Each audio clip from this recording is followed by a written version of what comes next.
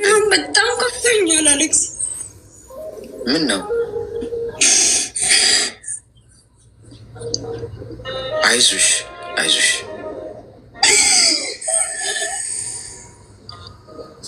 አይዞሽ አይዞሽ፣ ተረጋጊሽ።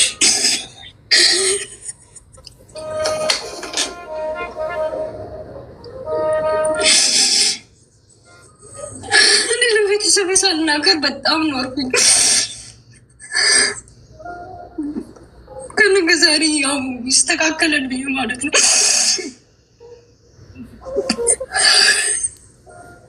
የአንድ አመት ልጅ ትቼን ስመጣ ሰማራ መተውኝ።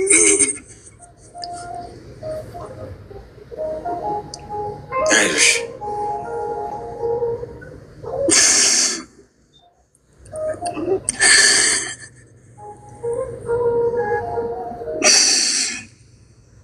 አሁን 3ኛ አመቴን ያዝኩ እና ብር በእኔ ነው የማስገባው።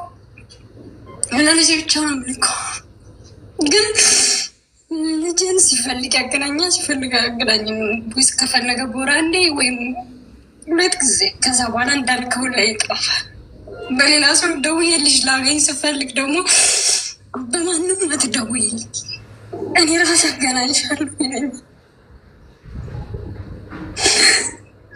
እስቲ ቆይ ተረጋጊና ከመጀመሪያው ጀምረሽ ንገሪኝ። ምንድን ነው የተፈጠረው? ማን ነው? ከመጀመሪያው ጀምረሽ ንገሪኝ፣ ትንሽ እንዲገባን ማለት ነው። ባለቤቴ ነው። እሺ፣ እንዴት ነው የተገናኛችሁት? እሱ ቆይተናል፣ በአካል የተገናኘ ትራንስፖርት የተገናኘ፣ ከዛ አብረን መኖር ጀመር። በአጋጣሚ እኔ ከቤሩት ገብቼ ነበር፣ ስራ አልነበረውም። አብረን መኖር ጀመር። ስራ ንግድ ጀመርኩ። አብረን እያለን ልጅ ወለድኩ። ከዛ ያው በትንሽ ስራ ባለመኖር ምክንያት ስንት ስንል ለቤተሰብ ሳልነግር በቃ ነገ ይስተካከላል የልጅ አባት ነው ብዬ መጣሁ። ያው ነገ ማለት ስንሰራ ያው እሱ አይጨቃጨቅም፣ እኔን የምናገረው ምክንያቱም ስራ ስለሌለ ማለት ነው። በጭቅጭቅ ምክንያት እኔን የምናገረው ማለት አንድ ሰው ሲጎልበት ታውቃለህ፣ በተለይ ሴት ልጅ ወልዳ ሲጎልበት ይከፋታል። ያን እኔ ስለምናገር ያው ራሴ ይስተካከል፣ ራሴ ነኝ በቃ ነገ እኮ ስናገኝ የራሴ ነው መስራትም ስለምንችል ችግር የለውም ብዬ መጣሁ። ከመጣ በኋላ ያው እኔ ራሴ ማስቀመጥ ጀመርኩ እና ልጅን ደግሞ ማግኘት እፈልጋለሁ። በሌላ ሰው ደውዬ ከነገሩት እንደ ለምን ብሎ ይቆጣኛል። በሱ ሲደውል ደግሞ ልክ እንዳልኩ ማለት መሬት ምንግዛ ምን የምናባል ሲለኝ አይ ነው እኔ ካልመጣው ምንም ነገር አናደርግም ስላልኩት ልክ እንደፈለገ ነው የሚያገናኝ። በወር በቃ የሆነ ሰዓት ላይ ብር ስትልክ 1 ሳምንት ያወራኛል። ከዛ በኋላ ከዳታ ይጠፋል። ወይኔ በቀጥታ ደውዬ ማግኘት አለብኝ። ይሄ ነው እና ዛሬ ከፋኝ። 20 ቀን ካገኘዋት ብር ላኪልኝ ነው እሱ ካላሽ አላገናኝሽም አይለኝም። በቃ ምንድነው ስለው በስልክ የተበላሽቶ ነው ወይ እንደዚህ ነው እንጂ ብር ላኪ ወይም ካላሽ አላገናኝሽማ እኔ ራሴ ያው እንትን ምን እንደምል ስለሚያውቅ እንደዛ አይለኝም። ግን ይመስለኛል እሱ ጋር ልጅቱ ስላለች እኔ ጋር ደግሞ ብር ስላለ እሷ ይሄንን ስራ ስላት ይሄን አድርግ ስላት እኔ ላይ እምነት ከሌላት እኔም ደግሞ በዚህኛው በኩል ብሎ አስቦ ከሆነ ነው እንጂ ብር ካላሽ አላገናኝሽም አላለኝም። ምንድን ነው እንስራ ያለሽ? የሆነ መሬት አለ ንግዛ ሲለኝ አይ ነው እኔ ካልመጣሁ ገዛም። ሁለተኛ እኔ አሁን ላይ መግዛት አልፈልግም፣ ራሴ ስመጣ በቦታ ነው መግዛት የምፈልገው ስለው እኔን አትሰሚኝም።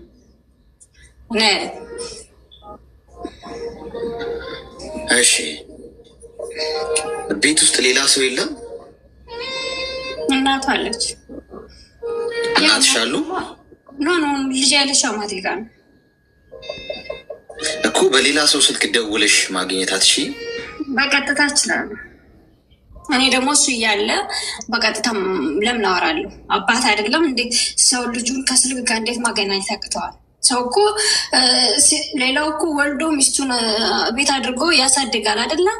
እንዴት አንድ ሰው የጎረቤት ሰው ለሚያደርገው ነገር እያለ እሱ እያለ እንዴት ነው እኔ በቀጥታ የምደውለው?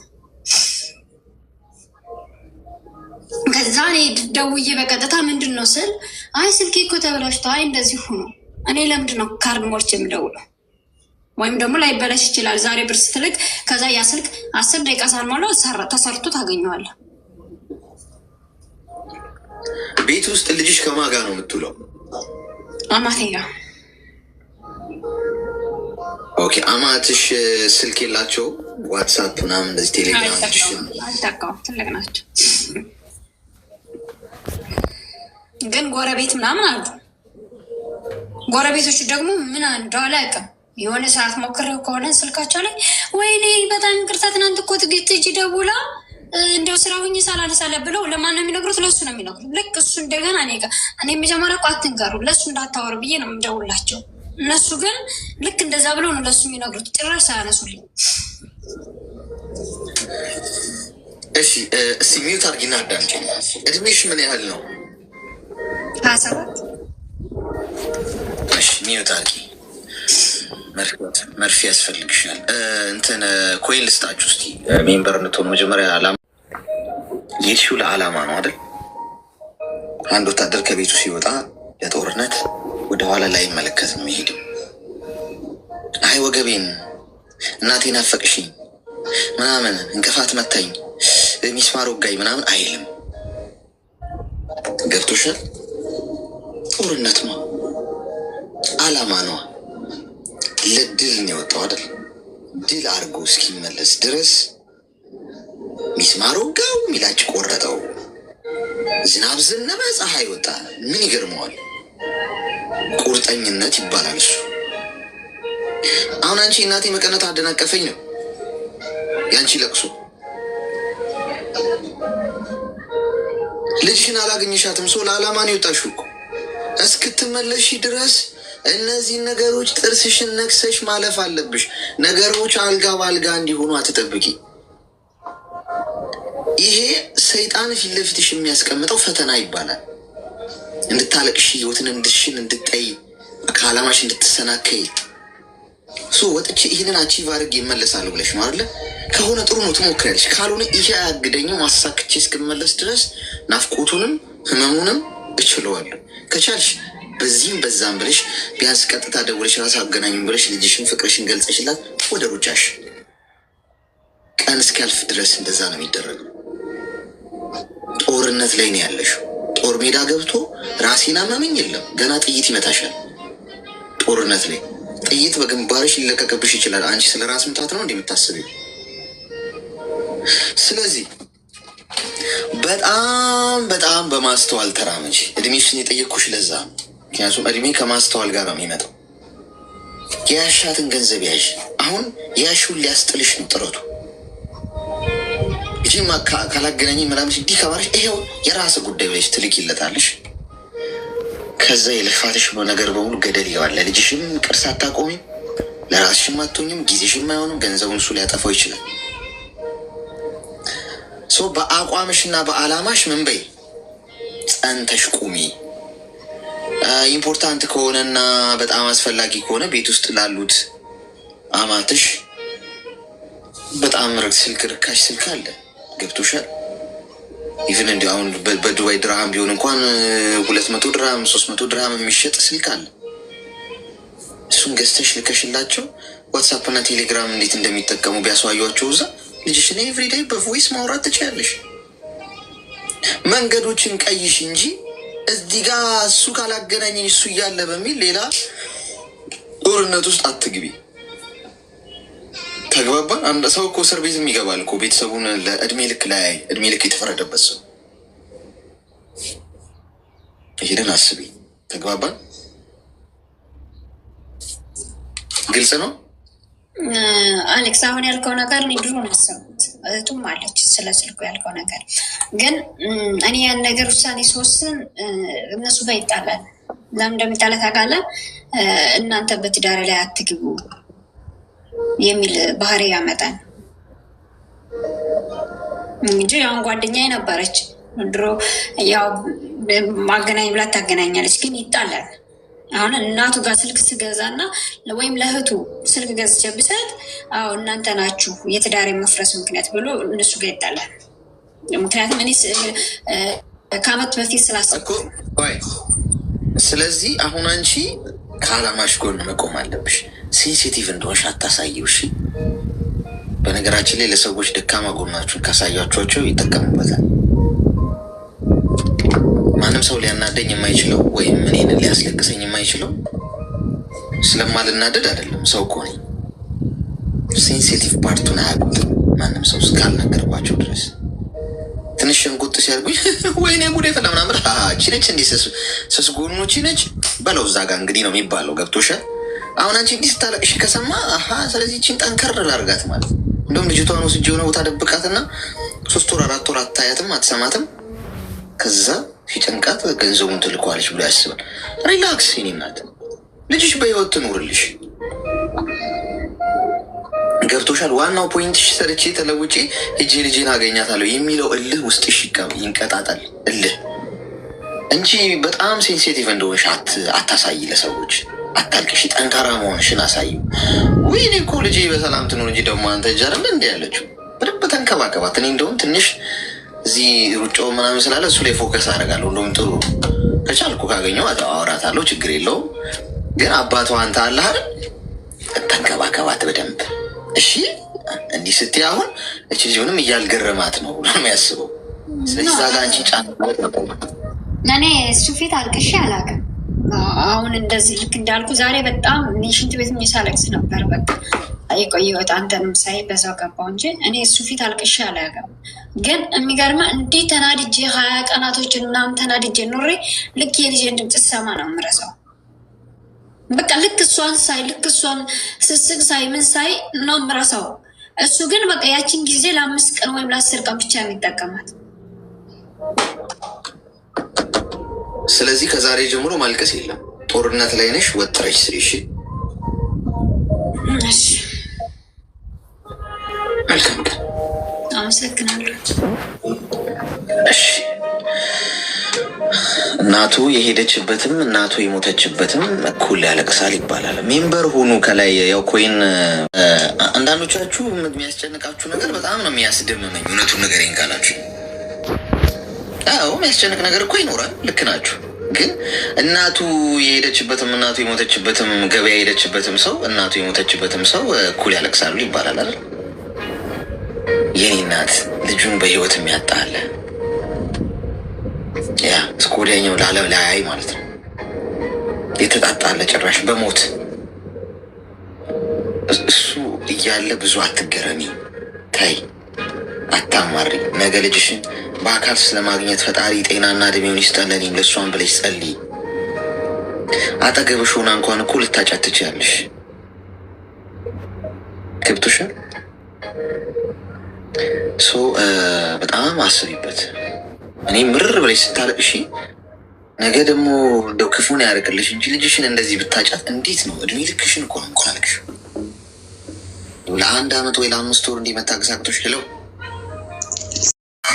በሆነ ነገር እንትን አለና እሱን ነገር ላጫውትና ከዛ በኋላ ምክር እንድትሰጠኝ ፈልጌ ነው። እሺ ንገሪኝ፣ ምን ተፈጠረ?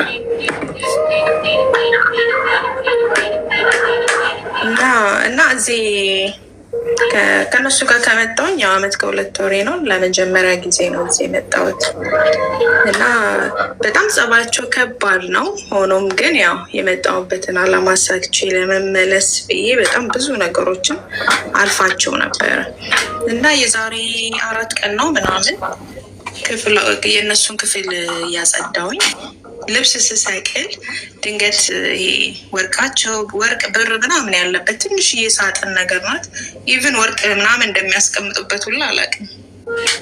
እና የሚሰቀል ልብስ ስር ነው ያለው እንትኑ ሳጥኑ ማለት ነው። እና ዳር ላይ ተቀምጦ ሳላቅ ወደቀ። እና በዛ ሰዓት ደግሞ የእሱ የስራ መመለሻ ሰዓት ነው ታውቃለህ። እና ወድቆ መልሼ በስነስርዓት እንኳን አላስቀመጥኩትም። ምክንያቱም እንዴት እንዳስቀመጠችው ስለማላቅ ብዬ ዝም ብዬ የወደቀውን አስገብቼ ዘጋውት። ከዛ ያንን ነገር ሳረግ ለካ እሱ እያየኝ ነው፣ እኔ አላየሁትም ጭራሽ። ከዛ መጣ ምንም እንዳልተፈጠረ ነገር ኦኬ ሻወር መውሰድ እፈልጋለሁ ምናምን ሲለኝ ኦኬ ብዬ እኔም ክላሱን ለቅቄ ወጣሁኝ። ከዛ በዛ ሰዓት እኔ እዛ ጋር እቃ ይቅር አሁን እሱ የሚለው ወርቅ አይቻለሁ መሬት ላይ ወድቆ ነው። እኔ ምንም አውቀው ነገር የለም። ወጣሁኝ። ህፃን ልጅ አለ ከኔ ጋር የሚውል የ1 ዓመት ልጅ። እሱ ተነሳ፣ እኔ ከሱ ጋር ስራዬን ጀመርኩ እና እሱ በዛ ሰዓት ፎቶ አነሳ። ወርቅ መሬት ላይ ያገኘው ብሎ ለሷ ላከላት። ከዛ ማለት እኔ እየሰራኩ እንደደረሰብኝ አይነት ነገር ማለት ነው። ከዛ ካሜራ ወስዶ ደብቆ ያስቀምጣል እዛ ክፍል ውስጥ። እኔ ምንም አላቀልህም። እሷም ከስራ መጣች። ልጃቸውን ይዘው ሱቅ ደርሰን እንምጣ ተባብለው ይወጣሉ። ነካ እነሱ እኔን ቼክ ለማድረግ ነው። እኔ ሀገር ሰላም ነው ብዬ እኔ ስራዬን ቀጠልኩ። ድጋሚ አልጨረስኩም። ክፍሉን አጽድቼ ላጸዳ ስገባ ቫኪዩም ይዤ አልጋ ስር ምናምን ትስል ካሜራ አየሁ። በጣም ነው የደነገጥኩት። ማለት ወጣቶች ናቸው። እኔ ያው የምሰራበት ቤት እሱ 34 ዓመቱ እሷ 30 ዓመቷ ነው። እና በቃ እንደ ወንድም እንደ እህት ምናምን ነው ተቻችለን ተረዳተን እየኖርን የነበረው። ግን ባህሪያቸው በጣም ከባድ ነው። በጣም ከምልህ በላይ ማለት ወጣቶች ቢሆኑ አስተሳሰባቸው በጣም ከባድ ነው። እና ኢቨን እስከ ዛሬ ድረስ ምንም እንደዚህ ልጅ እንደሚይዝ እንደ ቤት ሰራተኛ ተንከባክቦ ወይም ትሪት አድርገው ምናምን አይደለም። ግን በቃችን 2 ዓመት ከዚህ ጨርሼ ለመውጣት ነው አላማዬ። ራሴን መቆጣጠር ነው ያቃተኝ። ማርያምን እስከሚመጡ ማለት ነው። ለምንድነው ካሜራውን ያስቀምጥከው? ምን የጠፋብህ ዕቃ አለ ወይ ምናምን አልኩት። አይ ወርቅ መሬት ላይ ወድቆ አግኝቼ ነው። እና አንቺ ነሽ እንደዚህ ያደረግሽው? እኔ ማለት ምንም የተፈጠረውን ነገር አላውቅም። ወርቁን ብቻ አየሁኝ። እንዲያረኩኝ እስከ ዛሬ ድረስ እዚህ ቤት 10 ሳንቲ ያንተ ያስቀመጥከውን አተታውቃለህ አላውቅም። በጣም ተጨቃጨቅን፣ በጣም ተጫጫውን። እኔ ራሴ መቆጣጠር አቃተኝ፣ አለቀስኩ ምናምን በቃ ማለት ጭራሽ የማላውቃቸው አይነት ሰዎች ስሜት ነው የተሰማኝ። ኦኬ እሺ ብለን አወራን ምናምን። ሶሪ እኔ እንደወደቀብሽ ምናምን አላየው ምናምን አለው። ዋሻ ኦኬ። ግን አሌክስ ወደ በፊቴ መመለስ አልቻልኩም ጭራሽ። በቃ ላያቸው ላስጠሉኝ። የማርያምን ስራዬን መስራት ምናምን በጣም ከበደኝ። ማለት እሱም ተናግሮኛል። ምንም ነገር የሚለወጥ ነገር መኖር የለበትም፣ እንደ በፊቱ ስራሽን ቀጥይ ምናምን አለኝ። እኔ እኮ ማለት ብዙ ነገር አወራ። እኔ ምንም ከእናንተ የምፈልገው ነገር የለም። እኔ ስራዬን በስነስርዓት የምሰራው ለራሴ ነው። ጥሩም ብሆን ለራሴ ነው። በቃ የመጣሁበትን አላማ አሳክቼ ለመሄድ እስከመጣው ድረስ ሁሉም ነገር አልጋ ባልጋ ይሆናል ብዬ አላስብም። ኦኬ። ግን ሰው ያልሆነውን ሆነሃል ተብሎ የሚወራ ነገር እሱ ነገር አናደደኝ። ግን በቃ አሁን ጭራሽ ስራዬንም መስራት አቃተኝ። ላያቸው ሁላ አስጠላኝ አሌክስ፣ ላያቸው ማለት ነው። ማርያምን በጣም አስተሳሰባቸው የሌለ። አሁን ምን ይደረጋል መሰለ፣ ሙሉ ቤተሰባቸው ወረኞች ናቸው። የሆነ ነገር እዚህ ቤት ከተፈጠረ ሳምንት 40 የእሱ እናት ቤት እንሄዳለን፣ ቅዳሜ የእሷ እናት ቤት። ሙሉ ወሬ ተዳርሶ የሆነ ፊሊንግ እንደሚያሳዩኝ በቃ እንዲሁ እሱን ራሱ ሳስበው በጣም አስጠላኝ። እና በቃ እንጃ ምንም ከራሴ ቀሎን አልቻልኩም አሌክስ። በጣም ከበደኝ በጣም። እና አሁን ደግሞ የቀረኝ ትንሽ ነው፣ 10 ወር ነው። ከዚች ከ2 ዓመት በላይ ደግሞ እዚህ መስራት እቅድ የለኝም። በቃ ለአላማዬ በቂ ነገር አገኛለሁ ብዬ ስለማስብ መቆየት አልፈልግም። ግን መስራት አልቻልኩም ምንም። ማርያምን እንትን አለኝ፣ ከበዱኝ በጣም። እሺ እንደማደርግ እስቲ ሚዩት አድርጊና አዳምጪኝ ጋይስ። ታፕ አድርጉት። እሺ ኮይን ሰጣችሁና ሜምበራችሁን ታድሳላችሁ። ልታሰምሪበት የሚገባው ወሳኙ ነገር አንቺ ለምንድን ነው እዛ ሄድሽው? እሱም በጣም በደንብ ሁሌ አስምረሽ መያዝ አለብሽ። ለምንድን ነው እዛ ሀገር ሄድሽው ነው ፖይንቱ። አንደኛ በትክክል በትክክለኛው መንገድ እስከሄድሽ ድረስ ካሜራ ደቀኑ፣ ሰላይ መደቡ። እንኳን እነሱ ለምን እዛ ሀገር ያለው መንግስት ሰላይ መደቡ አይሰልልሽም? ምንም አይግርምሽ። ትክክል እስከሆንሽ ድረስ መቼም አንቺ የሰው ነገር እስከማትወስጂ ድረስ ራስሽን እስከምታውቂው ድረስ ካሜራ ደቅኖ ቢውሉ ምን አስጨነቀሽ? ገብቶሻል?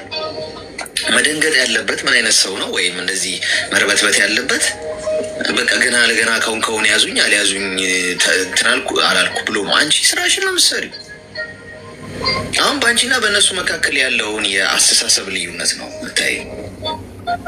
አንቺ በንጹህ ልብሽ ስራ ነው ብለሽ እየሰራሽ ያለሽ ሰው እነሱ እንቅልፍ ይቱ እንጂ አንቺ ለምን እንቅልፍ ታጫለሽ? እነሱ ባወሩበት ይፈሩ እንጂ ለምን አንቺ ታፍሪያለሽ? ስለዚህ በኩራት ነው ደረትሽን ነፍተሽ መስራት ያለብሽ። ስታያቸው የምትደነግጪና የምታፍሪ አንገትሽ የምትደፊ ከሆነ እኮ አንቺ እኮ ነሽ ጥፋተኛዋ ማለት ነው። እነሱ አንገት ይድፉ እንጂ አንቺ ባላረግሽው ስለጠረጠሩሽ። ሁል ጊዜ ባላረጋችሁት ነገር ስትጠረጠሩ ስትወነጀሉ፣ ይሄ የዚህ ዓለም አካሄድ ነው። ይህን ማወቅ አለብሽ። የትም ቦታ ብትሄጂ ማንም እንዲያምንሽ አጠብቂ። አንቺ ብቻ የቱ ጋ ነኝ ስትባይ እዚህ ጋ ነኝ የምትይበት ጫማ ውስጥ መቆምሽን እርግጠኛ ሁኚ። ነገ ማታፍሪበት። ገብቶሻል? እንደውም አንቺ ያንን ካሜራ አይተሽ እንዳላየ ብታልሽ እና አንቺ ዝም ብለሽ እንደውም ፖዘቲቭ ስራሽን ብትቀጢ እነሱን በጭንቅላት ታሸንፊያቸው ነበረ።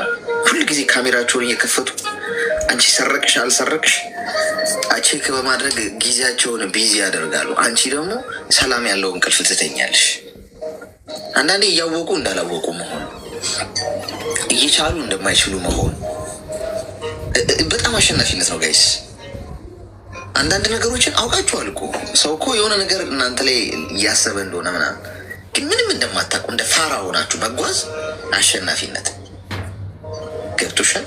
ስለዚህ ስራሽን ስሪ። ቀብረር ብለሽ ዘላለም አትሰሪም። እዛ ቤት እኮ አይደል ሰርተሽ ለመለወጥ ነው የመጣሽው። ተፍ ብለሽ የምታገኙ ያንቺ የሆነ ነገር ብቻ ሰርተሽ ያገኝሽውን ይዘሽ ከዛ ቤት በሰላም መሄድ። ነገ ታስተምሪያቸዋለሽ እነሱ ምን አይነት ምርጥ ሰው ነበረች ብለው በአይምሯቸው ሁልጊዜ ስለ አንቺ እያወሩ እንዲኖሩ ማድረግ ትችላለሽ። አንቺ ሁሌ መልካሙን በማድረግ ማለት ነው። ስለዚህ ሄደው ቤተሰቦቻቸው ከሰብሰብ ብሎ ያሸማቀቁኛል ምናምን ምን አድርገሽ፣ ዋናው እኮ አለማድረግሽ ነው ፖይንቱ። እውነትሽ እኮ መጨረሻ ይወጣል እኮ አይቀርም። ትህትና ማለት ምን ማለት እንደሆነ ልንገርሽ። ትህትና ማለት ባልሰራሽው ነገር ለመጠየቅ ዝግጁ መሆን ማለት ነው። ግን የዛሬ ሰው ታውቂያለሽ፣ ትህትና የለንም። ሁላችንም ስንወነጀልና ስማችን ሲጠፋ ምንድነው የምናደርገው? ራሳችንን ፕሩፍ ለማድረግ ለማረጋገጥ በጣም ረጅም ርቀት ነው የምንሄደው። እናብራራለን፣ ከሰው ጋር እንጨቃጨቃለን። ክብሬ ተነካ እኮ፣ ስሜ ጠፋ እኮ። አሁን ቲክታክ ላይ እንኳን ሰዎች ስሜ ጠፋ ብለው ምን ያህል ርቀት እንደሚሄዱ ታያላቸዋል። ምን የሚጠፋ ስም አለኝ ሲጀመር? ስሞት የሚበሰብስ ስጋ ይዤ ስለ ስሜ ይጨንቃሉ እንዲህ ከቻለ ማጥፋት እስከሚችለው ድረስ ያጥፋው እንጂ አቅሙ ካለውና ጊዜ ስራ ከሌለው የኔን ስም እንዲህ እንደውም አበረታቷለሁ። እኔ ሽልማቱን ላሸልመዋለሁ ስሜን የሚያጠፋ ሰው ካለ ባይዞ። በጭራሽ ስሜ ስለመጥፋቱ ቆሜ ስከራከር ጊዜን አልፈጅም። እንኳን ስሜ ናት እኔ ከሞትኩ ኢቨን 3 ቀን ብቻ ነው የሚበቃኝ ለመበስበስ ከአፈር ጋር ለመዋሃድ። የሚበሰብስ ስጋ ይዤ ስሜ ጠፋ ብዬ ታይሜን በዛ ሳቃጠል አልኖርም።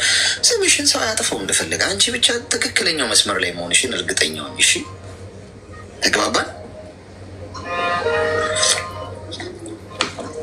ግልጽ ነው። አሌክስ ማለት ከነበረን እኔ አሁን እንዲህ ሊሰማኝ የቻለው ካሜራውን ሳየው በጣም አግሬሲቭ የሆንኩት ኢቨን ፓስፖርት ምናምን ይሄ አይዲ ምናምን መቼም አይሰጠንም እኛ አሁን ኮንትራት ቤት ያለን ልጆች፣ ግን ኢቨን ሁሉ ነገር ፊት ለፊቴ ነው። ኤኒቲንግ ማለት እንደዚህ እንትን የምንል ሰዎች አይደለንም፣ እንዲህ የምንተሳሰብ ሰዎች አይደለንም። ስቲል እስከዛሬ እስከማውቃቸው ማለት ነው። ግን በአንዴ የሌለ ከሌላ ቦታ ካሜራ አምጥቶ አስቀምጦ ምናምን ሳይ ማለት የነበረን ቀረቤታ ነው። እንደ ወንድም እንደ እህት እኔ ቤተሰብ ጋር ችግር ቢፈጠር አውርቼው ለሷም አውርቻት እንዲህ ነው በቃ ኑሯችን ማለት በእንዲህ። ቆይ ምን መሰለሽ አሁን ይህንን አንቺ ማሸነፍ ትችይ ነበር ማለት። ለምሳሌ ካሜራውን ደቀኗል፣ እነሷን ወርቅ ነዋ ገብቶሻል። አሁን እዛ ጋር ያየው ነገር ነው ወርቁ ሲወድቅና የው ነገር ተገጣጠማቸው። ኤኒዌይስ ከዛ ተጠራጠረ ማለት ካሜራ ሲያስቀምጡ አንቺ እንደ ወድቆ ብታገኝ ቁጭ ምናምን ስታደርጊ እነሱ ካሜራ ፈለገው ሲያዩ እንዴ እቺ ልጅ ለካ እንዴት ታማኝ ሆና ነው እንደኛ የጠረጠርናት ምን አይነት ጭንቅላት ነው ያለን ብለው ራሳቸው በራሳቸው ጅራፍ ራሳቸው እንዲገርፉ ማድረግ ትችላለች። አሁን እኔም እንዳሳሰበች ነው ግራ የገባኝ። ምክንያቱም አንቺ አላረግሽው እንዲህ ባላረግኩት ነገር መጠየቅ እኮ የመጨረሻ እኮ መቀደስ እኮ ነው። ባይዜ ስልክ እኮ ይህን ታውቂያለሽ። ባልሰሩት ወንጀል ቆሞ ሰው ፍርድ ፊት ሲፈረድባችሁ እኮ ፈጣሪ እኮ እንዴት እንደሚያነግሳችሁ እንዴት እንደምትባረኩ ሰው ዛሬ ወንጀል ሰርቶ እንዳልሰራ እንደሚመስለው በዚህ ዘመን ሰው ገሎ ሰርቆ አጭበርብሮ ዋሽቶ እኮ ምንም እንዳልተፈጠረ ባረኔ አይኔን ግንባር ያርገው ብሎ እንኳን በኩራት ይራመዳል ሰው። ያላረኩት ነገር አርጋል ስባል ዝም ብል እግዚአብሔር ይናገራል እኮ። ምን ጨነቀኝ እኔ ለምን ዛ ላይ ቢዚ ይሆናለሁ? ጊዜ ይናገራል። አንቺ ካላረግሽው እኔ ማለት አንድ ሰከንድ እንኳን ሊያሳስብሽ የሚገባ ነገር ነው ብዬ አላስብም። እንዴት አሰቡኝ እንዴት አያስቡሽም? ሰዎች ናቸው እኮ እንደኔ ያስቡ ማለት አትሺ አያውቁሽም እኮ ልጃቸው አይደለሽም። ገብቶሻል? በእነሱ ጫማ ውስጥ መሆንሽ አስቢው። አንዳንዴ ፖዚቲቭ ማሰብ ማለት ይሄ ነው። በነገርሽ ላይ አንቺ እንደዚህ አይነት ግጥምጥሞሽ አንቺ ሰራተኛ ቀጥረሽ እንደዚህ አይነት ግጥምጥሞሽ ብትገጣጠሚ የእውነት እንደው ፖዚቲቭ ለማሰብ እድሉ ይኖርሻል በዛ ሰዓት። አንቺ ግን በፕሩፍ ማድረግ ትችላለሽ። ያንን ካሜራ ደቀኗል። በቃ ስራሽን ብቻ ጥንቅቅ አድርገሽ ስትሰሪ ታረጋግጭላቸዋለሽ። አሁን እነሱ ላይ መፍረዳት እንዴት አሰቡ ምናምን ሰው እኮ ናቸው። መልአክ እኮ አይደለም። አብረሻቸው በልተሽ ለምን 10 ዓመታት ነው ወይ? ከጠረጠሩሽ ሰዎች መሆናቸውን አትርሺ፣ ፈጣሪ አይደሉም። እና አንቺ እንዴት ያን ሁሉ አብረን አሳልፈን እንዴት እንደዚህ ያደርጋሉ? እንዴት አያደርጉ? ስጋ ነው የለበሱት እንዳንቺ። ይሄንን በፖዚቲቭ ተረጁ። በጣም ካሳሰበሽ ግን እንግዲህ ግራ ነው የሚገባኝ እኔ። ምክንያቱም ይሄ ሊያሳስብሽ የሚገባ ነገር ነው ብዬ አላስብም። ካረግሽው ነው የሚያሳስብሽ። የሚገርምሽ ነገር አብዛኛዎቹ እዚህ ውስጥ ያሉት በተለይ አረብ ሀገር ማለት ነው። ይቅርታ ማለት አንተ እንዳወራኸው ነው። አሁን እሱም መልስ የሰጠኝ እኔ ሳየው እንትና እንደዚህ አይነት ነገር ተጠራጠርኩ፣ ግን በጭራሽ ሉሲ እንዲህ ታደርጋለች ብዬ አላሰብኩም። ግን ማረጋገጥ ስለፈለግኩ ነው ያንን ያስቀመጥኩት እና ሶሪ ምናምን የሆነ በስመ አብ ወልድ ማለት እንዳልከው አቀራረባችንም ነው እንትን ያለ አይነት ነገር የሚደንቀኝም ልጅ አይደለሁም። ቆይ የኔ እናት ቆይ አንዴ እድሜሽ ምን ያለው? 28 እንግዲህ የ28 ዓመት ልጅ ሆነሽ ተቀራራቢ ነን ሶስታችንም። በጣም ነው ማለት አሁን አንቺ 28 ዓመትሽ ነው እንዴ? የእናትሽ ልጅ እኮ ብዙ ነገር ሊያደርግሽ ይችላል። የኔ እናት አልገባሽም? አንቺ ህይወት ማለት ነው ገና አንቺ አንድ አረብ ሰው ሀገር ለስራ የሄድሽበት የተሰደድሽበት ሀገር ጠረጠረኝ ብለሽ የተገረምሽው አብረሽ ተወልደሽ አደግሽው ሰው እኮ ዛሬ እኮ ይሸመጥጥሻል እኮ። አልሰማሽም? እንዴ እዚህ ቤት ወንድማቸው ምን እንዳረጋቸው አባት ምን እንዳረጋት የነገረችንን አልሰማሽም? የወለዳት አባቷ ማለት ነው። አንቺ አንድ ማታውቂው ሰው ነው እንግዲህ ለስራ ነው የሄድሽው። አያውቅሽ፣ አታውቂው፣ በስራ ነው የተገጣጠማችሁት። አባት የገዛ አባቷ ገንዘቧን ወስዶ አላውቅሽም የለሽም ምንም አላት። ለስንት ዓመት ለ10 ዓመት ምናምን የለፋችበት ወንድሟ አበድሪኝ ብሎ ብር ከለከላት፣ ሸመጠጣት። እሷ የሰራችውን ቤት በስሙ አድርጎ በራሱ ስም አድርጎ ማለት በራሱ ስም የተገዛው እሷ ሀገር ሲልጅ በእኔ ስም ይገዛልች ምናምን እኔ እንከባከበዋለሁ ብሎ ፋይናሌ አላቃሽም ማለት ነው። ቀለጠች።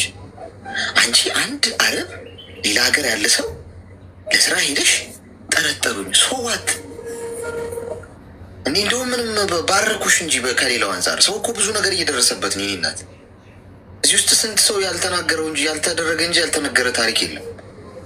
እዚህ ውስጥ አሁን ብዙ እህቶችሽ አሉ ያልተናገሩት በውስጣቸውን ያብሰልስሉ ስንት ቁስል አለባቸው። ብታወሪ የምትደነግጭው ምን አስጨነቀሽ? ለስራ ነው የሄድሽው። ጀስት ስራሽ ላይ ፎከስ። ዝናብ ዘነበ፣ ፎከስ ስራሽ ላይ። ፀሐይ ወጣ፣ ፎከስ። ትወጫለሽ እኮ ከዛ። እዛ ቤት እኮ አትኖሪም ዘላለም። እና ገርሞሻል። በቃ የዓለማችን ድንቅ ነገር ሆኖ ነው የታየሽ። ልሳን የሳኩት ማለት ስንት ጉድ አለ። ኧረ ተይ ስንት ጉድ። ስለዚህ ኳስ በመሬት አድርጊው። ገብቶሻል? ተግባባን? በጣም አመሰግናለሁ። መልካም ቀን። ሌላ ጊዜ ደግሞ በሰፊ በደንብ እንገናኛለን ብዬ ተስፋ አደርጋለሁ። እሺ፣ በሌላ ነገር አሁን በጣም አመሰግናለሁ። እሺ፣ መልካም ቀን። አይ መጠርጠርና መወንጀል። አብዛኞቻችሁ ለስማችሁ ነው የምትጨነቁት። እንደምን ይዋሻል? ለስም ስንሞት እኮ ስማችን እኮ ይረሳል። ባይጂ ሬሳ ወጣ ነው የምትባለው። አሁን ስሙት እንዴት ነው አሌክስ ቀብር ስንት ሰዓት ነው? ሬስ አስክሬን ወጣ እንዴት ነው የሚባለው? ስሜ እንኳን ልክ የሞትኩ ቀን ኤክስ በአስክሬኑ ይተካል። ገብቷችኋል? ለየትኛው ስማችን ነው የምንጨነቀው? ስማችሁን ለማጽዳት አብዛኞቻችሁ ትንሽ ስማችሁ ሲነካ ያላረጋችሁትን አርጋችኋል ስትባሉ ህይወታችሁ እንቅልፋችሁ እስክታጡ ድረስ የምትበጠበጡት። ስራም አላጣሁ እኔ ስሜን ለማጥራት ገና ለገና መልስ ራሴን ፕሩፍ ለማድረግ የሚሄደው ያጥፈው ከተመቸው እንደውም እኔ መሳሪያውን ሰጠዋለሁ ማጥፊያው። ሄሎ ጓደኛ ቆየኝ። አሌክስ የሆነ ነገር ለማከር ነበረ። እሺ ማለቴ ተሎ ተናዳጅ ልጅ ነኝ እና መረጋጋት የሚባል ነገር በአይምሮ ማለት ምንም ነገር አልፈጠረብኝ። ኔትወርክ የኔ ነው ያንተ ነው አትታየኝም። ግን ይቅርታ መጀመሪያ ነገር የአንቺ ነው ችግር የለም። ግን እንሰማማለን ችግር የለም። እየሰማልሽ ነው። ድምፄ ይሰማሻል አይደል? እሺ ከተሰማህ መልካም። ማለቴ በጣም በትንሹ አሁን ይሰማኛል። አሁን በጣም እናደዳለሁኝ በትንሽ ነገር ማለት ነው። ማለት የሆነ አሁን እዚህ የምሰራ ካሮይት ቤት ነው እና በትንሽ ነገር ልጆቿ ወይ ጠዋት ላይ ይመጣል ማለት አንዴ ተናግር የሆነ ነገር አዘውኝ ማለት ነው። አንዴ አዘውህ እሺ ብለሃቸው ዝም አይሉም። ያን ነገር መልሰው ደጋግመው እንትን ይሉኛል ማለት ይናገሩኛል፣ ያዙኛል። እና እኔ ደግሞ በዛን ሰዓት ማለት ነው በጣም ኃይለኛ በቃ ድምፄን ከፍ አድርጌ እናገራለሁኝ እና ይሄን ነገር መተው ፈልጋለሁኝ። ማንኛውም ሰው ማለት ነው አንዴ ከነግሮኝ ሰምቼ እሺ ብዬ መልስ ከሰጠውኝ በኋላ ድጋሚ ያን ነገር ደግሞ ሲያዙኝ ወይም እየሰራሁት እያለ ደጋግመው ይሄን አድርጊው ብለው ከተናገሩኝ በቃ መልሴ ጥሩ መልስ አይሆንም። በቃ ተበሳጭቼ ምናምን ነው የምመልስላቸው። አለም ደግሞ ያ ስራ በቃ የሆነ አበላሸዋለሁኝ። ከዛ በቃ መረጋጋት የሚባል ነገር የውስጥ ሰላም የሚባል ነገር ይነሳኛል። ለምን እንደሆነ አላውቅም። እና ሰዎች ደግሞ በዚህ ጸባዬ በቃ ምን ሆነሽ ነው እንደዚህኛ እኮ እንትን ስለምንል ነው ምናምን ይላል። ማለት ያው አንቺ እንደዚህ ልምድ ስለሆነ ያልሰማሽ ስለማይመስለን ነው ይለኛል። አንደኛው ልጅ ግን ማለት ነው ሆን ብሎ ማለት ነው 10 ነው አንዴ ያዘዘኝን ነገር በቃ ያ እንትን እስኪል ድረስ ማለት ነው ወስጄ ፊቱ ላይ እስካስቀምጠው ድረስ አፉ ዝም አይልም። እና ሆን ብሎ ነው ያን ነገር የሚያደርገው ማለት ነው። ሁሌ ቀኔ ይበላሽብኛል በዚህ ሰውዬ ማለት ነው። ሰውዬው ደግሞ ያው ከቤት ጠዋት ሳይመጣ ይሄን ቤት ሳይረግጠው አይውልም አያድርም። ቀኔ በሱ ምክንያት ሁሌ ይበላሽብኛል። እና ይህን ጸባይን እንዴት አድርጌ ላስተካክለው? ምን ባደርግ ይሻለኛል? አሌክስ ይህን ምክር ፈልጋለሁ። እሺ ሚዩት አድርጊ። አሁን ኢሞሽንሽን መቆጣጠር ነው። ወዲያው ሪያክት የምታደርጊ ከሆነ አሸንፎሻል ማለት ነው። ሰዎች ገብቶሻል። በምንም ነገር ስራ ላይ አንቺ ሄድሽው ለስራ ነው አይደል? ለምንድነው እዚህ የተገኘሁት ነው? አሁን ሆን ብሎ የሰራሽው ምናምን የማይሆን ወይ ምናምን አሁን ህፃናት ልጆች ምናምን እንደዛ ሲሉ አሁን ታደርጊዋለሽ ማለት አለ። በቃ ስሪ ያሉሽን በአግባቡ ለመስራት በትክክለኛው መንገድ ለማከናወን ስራሽን የስራ ቦታሽን በተጠንቀቅ መገኘት ነው። ምክንያቱም እነሱም እዛ ጋር ደሞዝ እስከከፈሉ ድረስ ጥሩ ስራ ማግኘት እስካለባቸው ድረስ ጥሩ አገልግሎት። አሁን አንቺም ቢሮ ውስጥ የሚሰራ ሰው ነጋዴ የሚሆነ ሰው ምንም እኮ ያው ስራ ነው። ስራ ክቡር። ማንኛውም ቦታ ላይ ስራችን ላይ በኮሚትመንት ከሰራ ስራችን ይከፍላል። አሌክስ ይቅርታ፣ ቆይ እንደዛ አይደለም። ስራዬን ሳልሰራ ቀርቻ አይደለም። ስሬን በአግባቡ ነው የምሰራ አልኩህ እኮ። እነሱ እኔ ቤት ውስጥ ካሜራ አለ፣ በስሬ በጣም ነው የሚኮሩ፣ ያውቃሉ እነሱ። እሱ ችግራቸው ምን እንደሆነ ታውቃለህ? ለምሳሌ አሁን ቡና አፌ ያሉኝ አይደለ? እሺ ብዬ ያን ቡና እያፈለውኝ ነው። ያ ቡና ፈልት እያፈለውኝ እያየኝ ነው፣ እያዩኝን ስኔ ምናምን እያቀራረብኩኝ ነው አይደለ? ግን ካጠገባቸው ወስጄ ያን ቡና እስከማስቀምጠው ድረስ 30 ጊዜ ቡና አፌ፣ ሻዩን አፌው፣ ይሄን አድርጌው በቃ ብቻ የሆነ በጣም ድምፃቸውን ከፍ አድርጎ ማለት ነው። አንደኛው ልጅ በተለይ ማለት ነው። እና ያ እንደዛ ሲለኝ ደግሞ እኔ ማለት ነው ስራዬን በአግባቡ እየሰራው ነው። እሺ ብዬዋለሁኝ፣ ቁጭ አላልኩም እኮ። እና ግን እሱ እንደዛ ሲናገረኝ እኔ ደግሞ ሲያዘኝ ማለት ነው በጣም ነው በቃ የሆነ ቴንሽን ውስጥ የሚከተኝ ማለት ነው። ለምን እንደዚህ ትለኛለህ? እኔ እንደዚህ አይነት ነገር አልወድም። በቃ እንዲያዘዛችሁኝ እሺ ብያለሁኝ። ካዘዙኝ ደጋግሞ ያ ስራ ይበላሽብኛል። ሆን ብዬም ደግሞ አበላሸዋለኝ። የምር ጥሩ አድርጌ የምሰራው በቃ የሆነ አንድ ጊዜ አዘውኝ እሺ ብዬ ወይ ሰው እንግዳ ካለ ምናምን እሺ ብዬ ዘወር ካልኩኝ ያን ስራ በአግባቡ በጥሩ ሁኔታ በጥራት እሰራላቸዋለሁ። አለበለዚያ ግን ወይ አቀጥነዋለሁ ወይ አወፍረዋለሁ በብስጭት ሆን ብዬ በቃ እንደዛ አልወድም። ይሄ ነው አሁን ችግር ያሌክስ። ዊ ኔትወርክ። እሺ አሁንም ተረጋጊ። እስኪ ስልኩን አስቀምጪውና አዳምጪኝ። አሁንም ቸኩያለሽ። ምክንያቱም ሀሳብ ለመሀል ላይ ቁርጥ አደረግሽው ሀሳቡን። አሁን የማዳመጥ ሰዓት ነው። እሺ ስልክሽን እዛ ጋር አስቀምጪውና ሩቅ አንቺ ርቀሽ ቁጭ በይ። እሺ እጅሽ ላይ ከሆነ ቆይ እኔ ምልህ ለማለት የፈለግኩት ልትይኝ ትችላለሽ። ፖይንቱ እሱ አይደለም። ያውልሽ ዋናው ነገር እኔ ስራዬ ላይ የተገኘው ስራ ለመስራት ነው። ኦኬ የነዛ ሰዎች ባህሪ እንደዛ ነው። አንዳንድ ነገሮችን አትቀይሪው። አሁን እዚህ ውስጥ አሁን ሁላችሁም ገብታችሁ ተናገሩ ቢባል በእርግጠኝነት የአንቺ አይነት እንትን ኦልሞስት 90% እንደዚህ ነው እኔ ጋር የሚላሉ በእርግጠኝነት ገብቶሻል። ልክ አሁን አንቺ የትም ሀገር ኖሪ፣ ሳውዲም ሁኚ፣ ቤሩትም፣ ኩዌት፣ ኳታርም፣ ዱባይ ምንም፣ ግን አብዛኛዎቹ እንደ 80-90% ተመሳሳይ ነው የምሰራበት ቦታ ሊሉ ይችላሉ። እንደዚህ አይነት ባህሪ ነው ያላቸው። ሰው ማትቀይሪውን ነገር ትቀበየዋለሽ ማለት ነው። በቃ እነዚህ ሰዎች ተፈጥሮ የሆነን ነገር እኮ ለመቀየር ስትታገሉ እኮ ነው ራሳችሁ የምታጡት። በቃ ደጋግመው ይሉሻል አይደል? ኦኬ ስለዚህ እነዚህ ሰዎች ተፈጥሯቸው ነው። ስራሽን ይሰራ ኦኬ እሺ ብለሽ እዛው ስራሽ ላይ ትሰሪያለሽ ማለት ነው። አሁን ይሄ ነገር ልትቀይሪው አለመሆኑ ከገባሽ ነው ይህን የምትቀበዩ። ግን ለምንድን ነው እንደዚህ የሚሉኝ ብለሽ በተናደርሽ ቁጥር 5 ዓመት እዛ በሰሪ 5 ዓመት ወይ ጨጓራ በሽተኛ ሆነሽ ነው የምትወጪው ወይ ራስ ምታት ሆነሽ ይዞሽ ነው የምትይው። አክሰፕት ስታደርጊው ግን ምን ይሆናል? ስትቀበዩ እንደውም ኢንጆይ ነው የምታደርጊው ባህሪያቸው። እሺ ጨርሻለሁ እኮ ኧረ ተረጋጉ ጨርሻለሁ ያልፈን እየሆንሽ ነው የምትሰሪው። ስለተናደርሽ የምትቀይሪው ነገር እነዛ ሰዎችም በእርግጠኝነት አንቺን ለመጉዳት ሆን ብለው የሚያደርጉት ላይሆን ይችላል። በቃ ተፈጥሯቸው ነው። አንዳንድ ሰው ፋታ ማይሰጣችሁ የለም። አሁን አዟችሁ እንዲህ አልደረሰም እንዲህ ቶሎ በልጅነታችን እንደዛ አይደለም እንዲህ ብዙ ጊዜ ቤት ውስጥ እኛ ሁላችንም እንደዛ ነው ያደግነው። በተለይ ልጅ ሆነ እናትና አባቶቻችን ነገር ጠይቀናቸው አሁን ካልሆነ ቆይ ነገ ነው ተረጋ እንደ አሁን መሆን አለበት።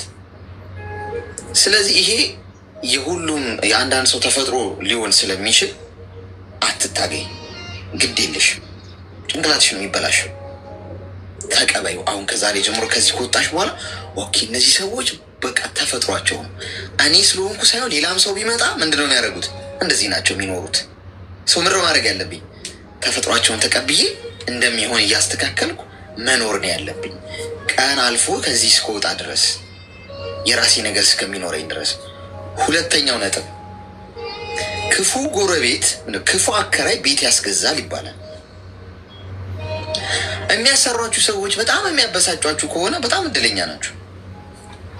እንደውም በጣም የሚንከባከቡ አሰሪዎች ያለበት ቦታ መሰሩ ሰዎች አትለወጡ።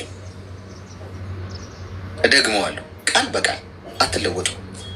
ምችት ነው የሚሏችሁ ድልት። ወይኔ እኔ የምሰራበት ቤት እኮ ጥሩነታቸው ምናምን ይንከባከቡኛል፣ ልብስ ይገዙልኛል፣ ረፊ እንቅልፍም ተኝ ይሉኛል፣ አንዳንዴ በጣም እነሱ ራሱ ያግዙኛል ምናምን። ያቺ ልጇን 10 ዓመት እዛ ነች በእርግጠኝነት። ይመቻሉ፣ ሰዎቹ ይመቻሉ፣ አዲስ ነገር አታስብም። ወታ ከዛ ህይወት ራሷ ቦስ ለመሆን አታስብም። ምችት ነው ቤት ሁሌ ደሞዟን ትቀበላለች፣ ከሰሯን ትሰራለች፣ ይሰራል። አንቺ ነሽ የመለወጫ ካርዷ እጅሽ ላይ ያለው። እኔ ነኝና ሴትዮዋ ጭራሽ እነዚህ መጫወቻ አሉን እንዴ? ከዚህ ቤትማ ወጥቼ ምን ማድረግ አለብኝ? የራሴን ስራ መስራት አለብኝ። ቶሎ ገንዘብ ሴቭ አድርጌ ቆም ገብቼ ምናምን ከዚህ ቤትማ ውልቅ ብዬ መውጣት አለብኝ እንድትይ ኢነርጂ ይባላል ይሄ። ቅድም ያልኩሽ ክፉ አከራይ ቤት ያስገዛል። አከራይ መጥቶ መብራት ሲያጠፋብኝ፣ ውሃ ሲቆርጥብኝ፣ ቤት ኪራይ በየጊዜው ሲጨምርብኝ ምንድን ነው ህይወት? ከዚሁ የራሴን ቤት አልገዛም እንዴ ብዬ ጠንክሬ ሰርቼ ሴቭ አድርጌ የራሴን ቤት ስለመግዛት አስባለሁ ማለት ነው። ታክሲ ትራንስፖርት ያጣ ሰው ውጥሮ ሴቭ አድርጎ መኪና ይገዛል ማለት ነው። አየሽ፣ በዚህ መንገድ ተረጂው ነው። እይታሽን ካስተካከልሽው ከዛሬ ጀምሮ ንዴቱ ይቀርና ምን ይሆናል? የመለወጫ መንገድሽ ይሆናል ማለት ነው። ግልጽ ነው።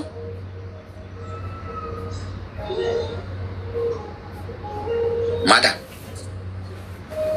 ግልጽ ነው አሌክስ። እኔ ያው መልስ መስጠት በጣም ለእነሱ ለዛ ነው እሺ ማለት ለእኔ በቃ ልቤን ያደክመኛል።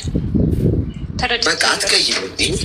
ይሄ በቃ ይውጣልሽ። ከዛሬ ጀምሮ እንቅጩ ምነግርሽ አትቀይሪያቸውም ስለተናደድሽ። እሺ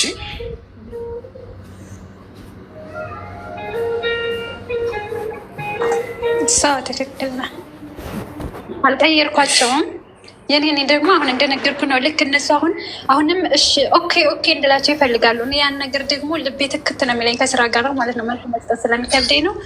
በጣም አመሰግናለሁ አሌክስዬ። እቀበለዋለሁ፣ አምነዋለሁ። በቃሽ፣ አስተካክላለሁ። ቴንኪዩ። አሁን ከዛሬ ጀምሮ አትናደጂ ማለት ነው። ጎሽ፣ እንደውም ከዚህ መቼ ነው የምገላገላቸው? እነዚህ ሰዎች ገንዘብ አታጠፊም። እሳት ላይ የተጣደ ሰው እኮ አይቀልድም በስራው እኮ። በጣም ኃይለኛ ጠላታችሁ ኮንፈርት ዞን ይባላል። የምቾት ቀጠና ታውቃላችሁ? ምቾት። አሁን የተደላድዬ የተቀመጥኩበት ወንበር ስለሚመችም ቢቆረቁረኝና ምቾት ባይሰጠው ወይ እንቆራጠጣለሁ ወይ እንዲህ እላለሁ። ከዛ ምንም አለመች ደግሞ ካለምድረ ማድረገው ብድግ ብዬ እነሳለሁ። ሰው ከተቀመጠበት የሚነሳው ከተቀመጠበት ሲቆረቁረው ነው። የቆረቆራችሁ ሰዎች ትለወጣላችሁ። መታሰስ ይህን እድል ስላገኘው ደስ ብሎኛል። ዌልካም። ምን እንታዘዝ? ምክር ያስፈልገኛል። እሺ ንገሪኝ። እኔ እዚህ ዱባይ ከመጣሁ 8 ዓመት ሆኖኛል።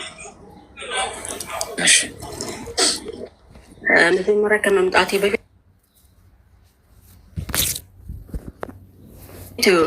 ቤሩት ሄጄ ነበር እዚህ ከመምጣቴ በፊት እና ያው ቤተሰብ ለመርዳት ለእናቴ ቤት ሰራለሁ በማለት ነው የሄድኩት። እውነትም እግዚአብሔር ይመስገን ያው ባልጨርሰውም ጀምሬው 2 ዓመት ሰርቼ ለእናቴ ቤት ጀምሬላት ወደ ዱባይ መጣሁ። እዚህ መጥቼ ያው ጨረስኩኝ፣ እግዚአብሔር ይመስገን። በመካከል እዚሁ ያለ ከሆነ ልጅ ጋር ተዋወቅን።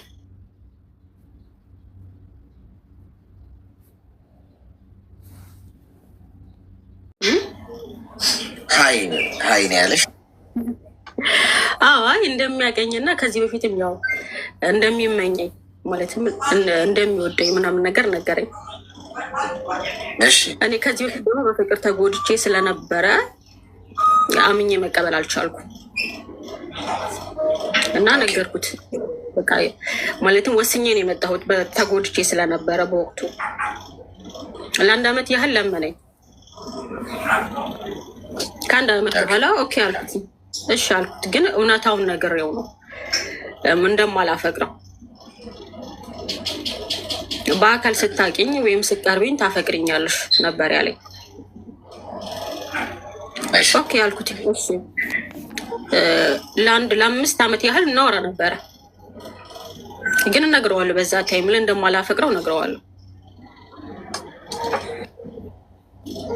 ኢትዮጵያ አሁን መሄድ አልችልም ነበር በወቅቱ፣ ህገ ወጥ ነበርኩኝ። ህጉ ከመጣ በኋላ ወረቀት አሰራሁና ኢትዮጵያ ሄድኩኝ። አሁን በቅርብ ማለት ነው።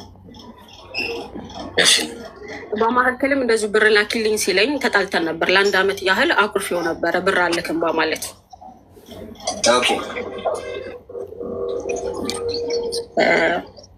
ኢትዮጵያ ግን አንድ ቃል ገብቼለት ነበር ኢትዮጵያ ስመጣ እንደማገኘው። እሺ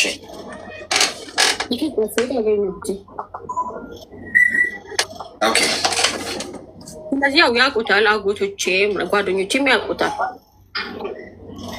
ጥሩ ልጅ እንደሆነ ምናምን ነገር ነገሩኝ።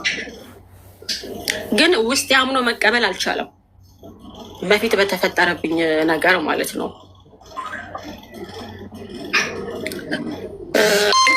በቃ ችግር የለም ቤተሰብም ችግር የለም። እኛ ቤተሰብ ባያውቁትም ቤተሰቦቹን ያውቋቸዋል። ከዛ ሽማግሌ ሌላ አካል ያው እኔ አልፈለኩም ቤተሰብ ሽማግሌ እንዲላክ፣ ጓደኞቼም ችግር የለም ይላካሉ። ኦኬ አልኩኝ። በቃ እሺ ችግር የለም ይላካልኩኝ። አጋጣሚ ሆኖ የኔ አያትና የሱ አባት ደግሞ በመካከላቸው ጸብ ነበረ፣ እኔም አላውቀው ማለት ነው። ከዛ ነገርኩት፣ አያቴና አባትህ በመካከላቸው ጸብ እንዳለ ሰምቻለሁ አልኩት። አባቱን ሄዶ ይቅርታ መጠየቅ አለብህ ይለዋል እሱ። አባትየው ሽማግሌ ይዞ መጥቶ አያቴን ይቅርታ ጠየቀው። ስለዚህ ያ ነገር ተፈታ። ከተፈታ በኋላ ሽማግሌ ተላከ። ሽማግሌ ተላከ፣ እሺ ተባለ። ከሁሉም ነገሮች አለቁ ማለት ነው በሽምግልና። ከዛ የሱ ቤተሰቦች ምን አሉ? 80 ማሰር አለባቸው፣ 80 መታሰር አለበት አሉ። ከዛ እንደዚህ ብለዋል ቤተሰቦቼ ብሎ ሲላይ ለእናቴ ነገርኳት። እናቴ ደግሞ አይሆንም አለች። ይሄ ማለት የአንቺ ንብረት የሱ ነው፣ የሱ ንብረት ደግሞ የአንቺ ነው፣ 80 ከታሰረ አለች። ስለዚህ አልፈልገም አልኩት ማለት ነው። እኔ አልፈልገም አልኩት። ከዛ የሱ ቤተሰቦች ጠሩኝ እንተዋወቃት ብለው።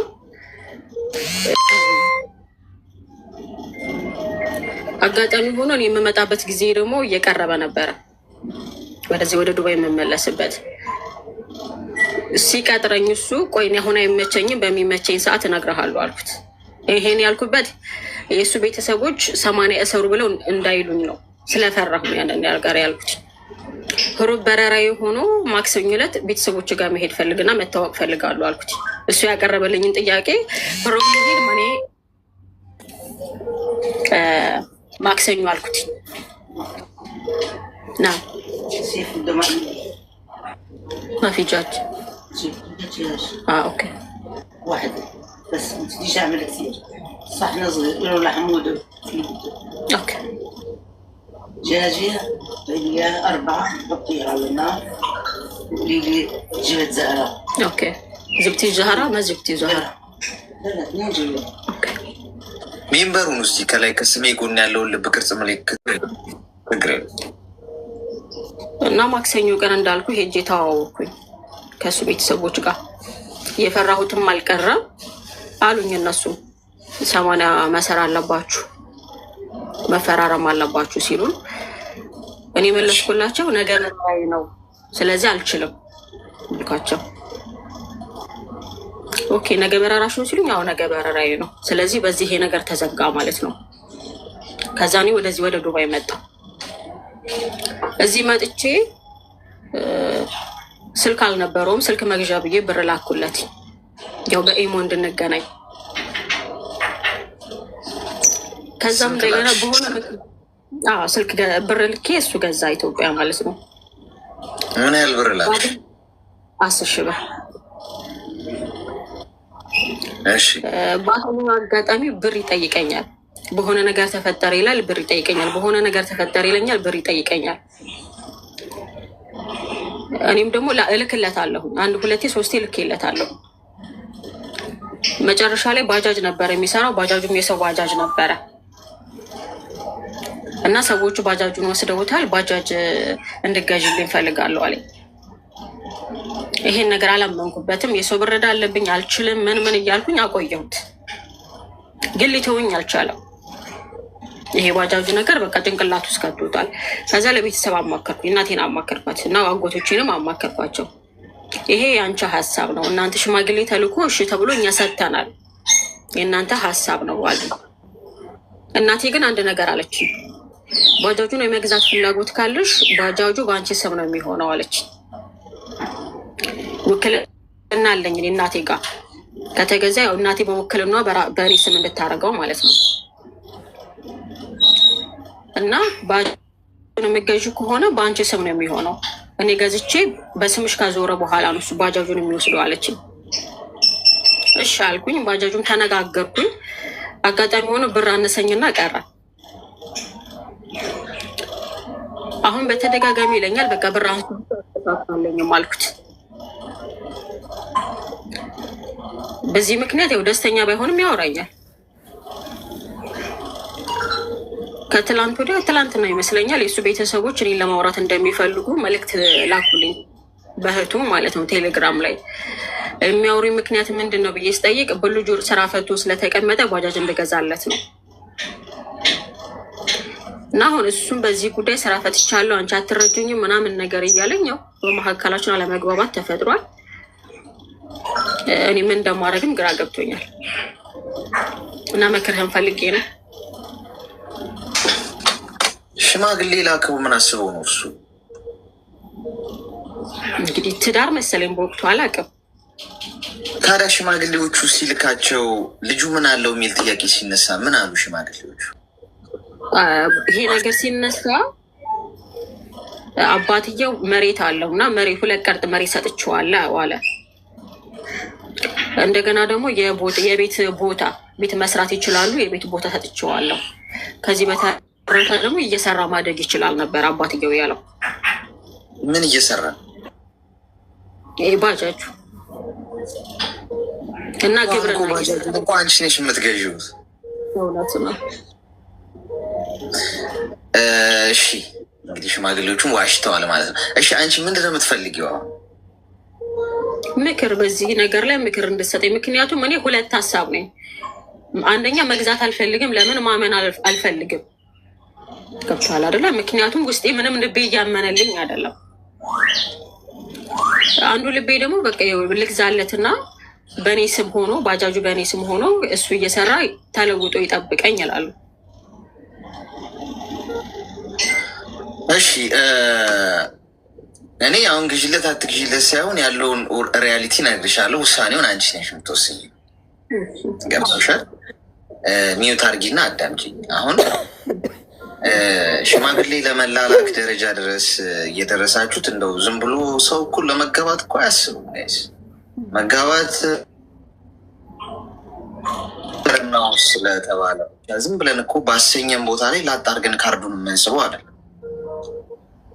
ስለዚህ ለመጋባት ሽማግሌ ስለመላክ ሲያወራሽ አንቺ እሱ ቢያገባኝ ሰው እንዴት ሊያስተዳድረኝ ነው ብሎ ማሰቡ አንድ መጠየቅና እሱን ጥያቄ ማሰላሰል በጣም ወሳኝ ነገር ነው፣ ቤተሰቦችሽ ሽማግሌ ከማስላክሽ በፊት። ሁለተኛው ነጥብ ምታገቢ ከሆነ ለምን ትሰደጃለሽ?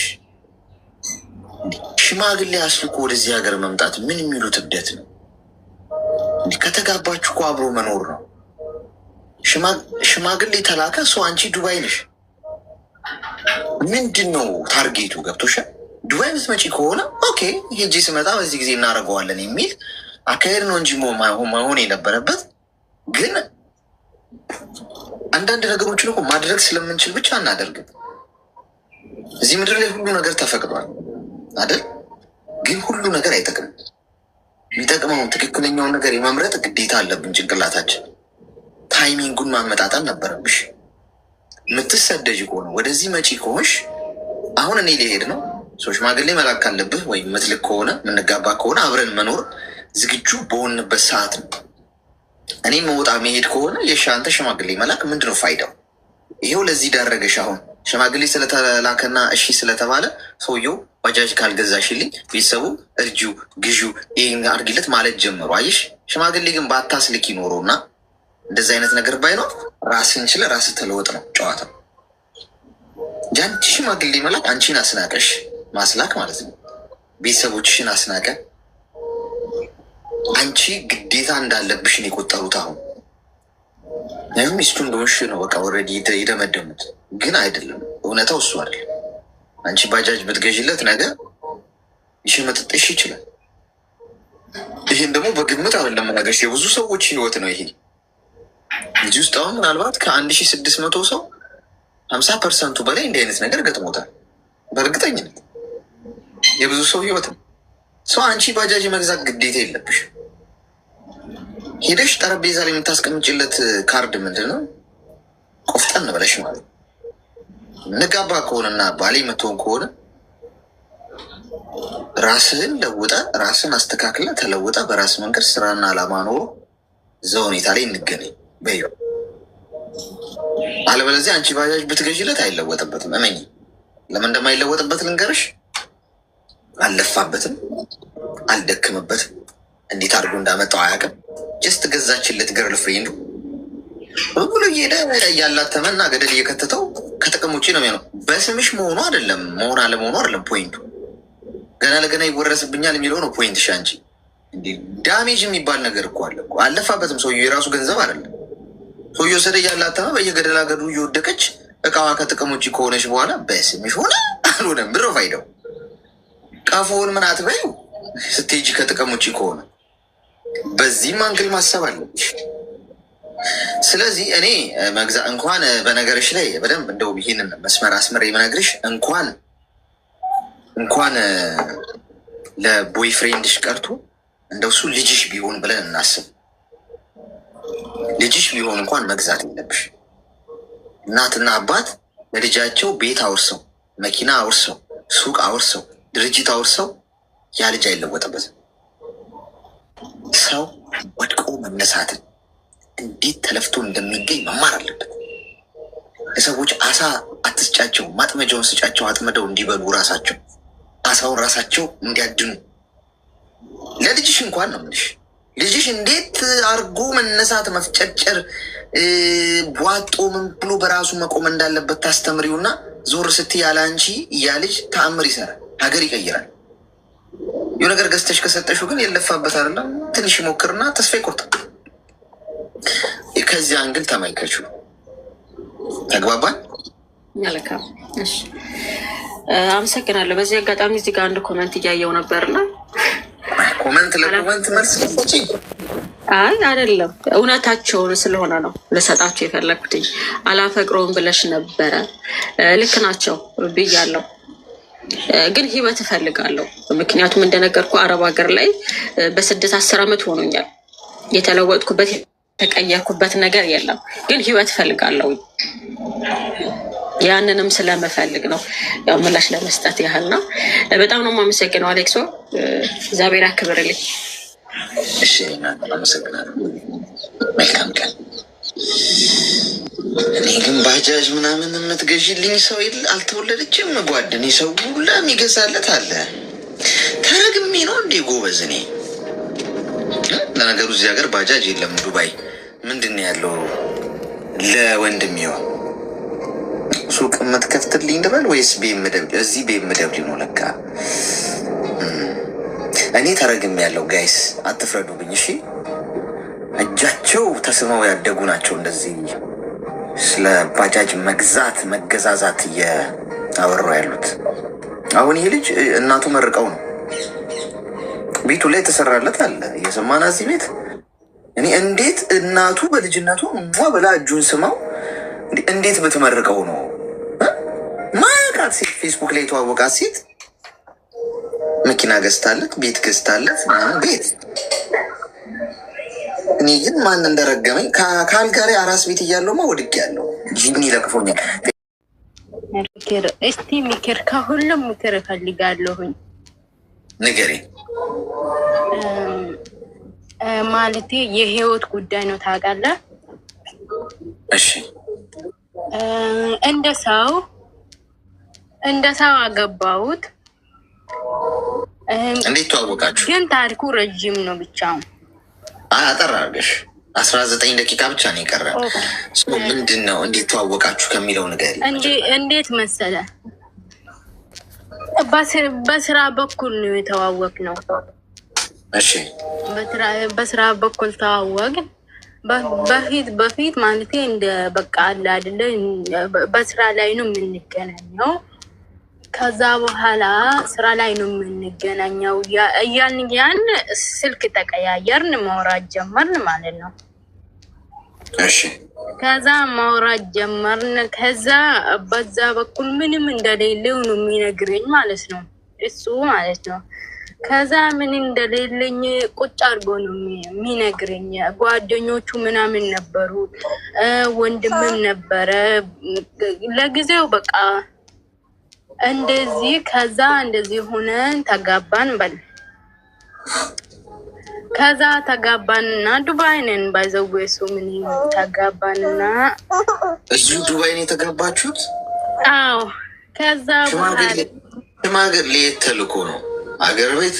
አዎ አገር ቤት ተልኮ ነው እየተጋባ ነው ማለት በአካል ስለምንገናኝ ማለት ነው እዚህ። እሺ ከዛ ተጋባን።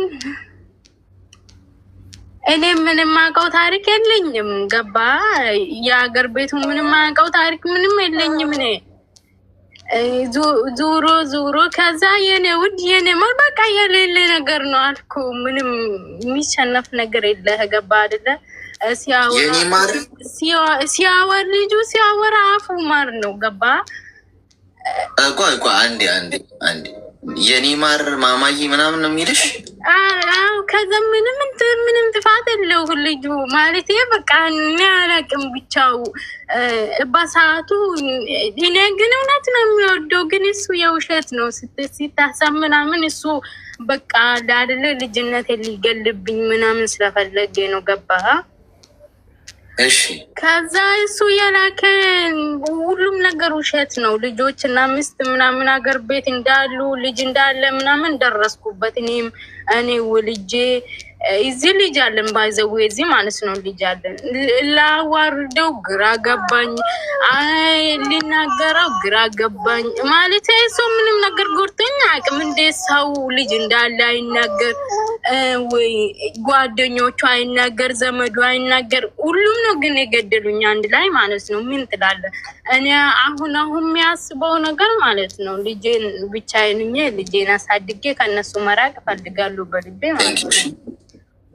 ግን አንድ ልቤ አንዴ ተጉድቻለሁ ተመልሼ አልጎዳም ብዬ ራሴን አዝናናለሁ። ከዛ ጉዳትም አይደለም መውለድ በእርግጠኝነት ጉዳት አይደለም። ግን ምንም እንደሚያደርገው በቃ ግራ ገብቶኝ ነው ጸጥ ያልኩት። በጣም ከምል በላይ ግራ ገብቶኝ ነው። አገር ቤቱ ልጆች እንዳሉ ሚስቷ እንደማታውቅ ሁሉንም ነገር ደርሶኛል። ራኩታ ከነሱ ራኩት።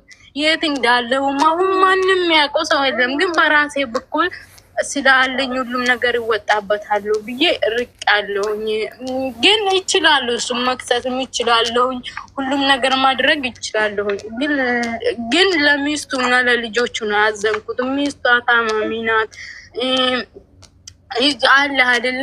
እሱ ስለጎዳኛ አይደለም እዛ ያለችው ሚስቱ ምን ትሆናለች የሚባል ነገር ነው ግራ የገባኝ ገባ።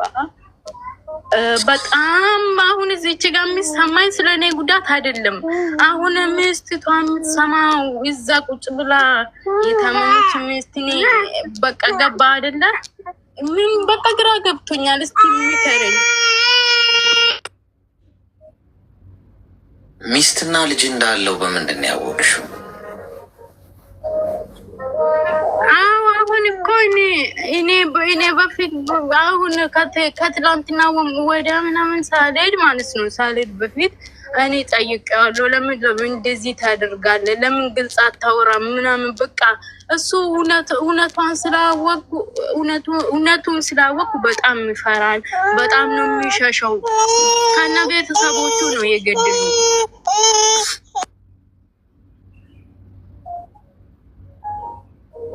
ልጅሽ እድሜው ምን ያህል ነው? ምን መሰለህ አሌክስ እዚች ጋር የሚሰማኝ ነገር ማለት ነው። እኔ ልጅ ነው የወለድኩት ባይዘዌ ግን እኔ አሳድጋለሁ እችልበታለሁኝ። ቤተሰቦቼም አይጥሉኝም። እኔ የሰራሁትን ያህንም ገንዘቤን በልቶኝ አይደለም፣ የሆነ ነገር አድግቶኝ አይደለም። ገባህ? ህይወታችን ላይ ስለተጫወተ ብቻ ማስከፈል ይፈልጋለሁኝ ነበር። ግን በዚህ መሀል ላይ ሚስቱ በጣም ታማሚ ናት። እንደው ጎረቤቷ በጣም ነው ያለቀሰችው። ትላንትና ደውላልኝ ምን ላድርግ እስቲ ምከሩኝ። አንዳንድ ሰው ስድብ አለ። አዎ ግን ስድብ ይገባኛል። አንድ አዳምጪ፣ የምጠይቅሽን ጥያቄ ብቻ መልሽ። እድሜው ምን ያህል ነው ልጅሽ?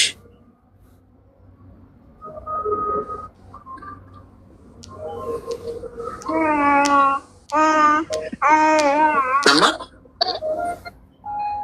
ወይዬ የሰማው እድሜው ምን ያህል ነው ልጅሽ?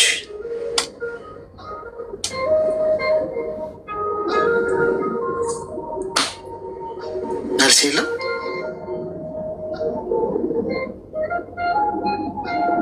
ሄሎ ሄሎ፣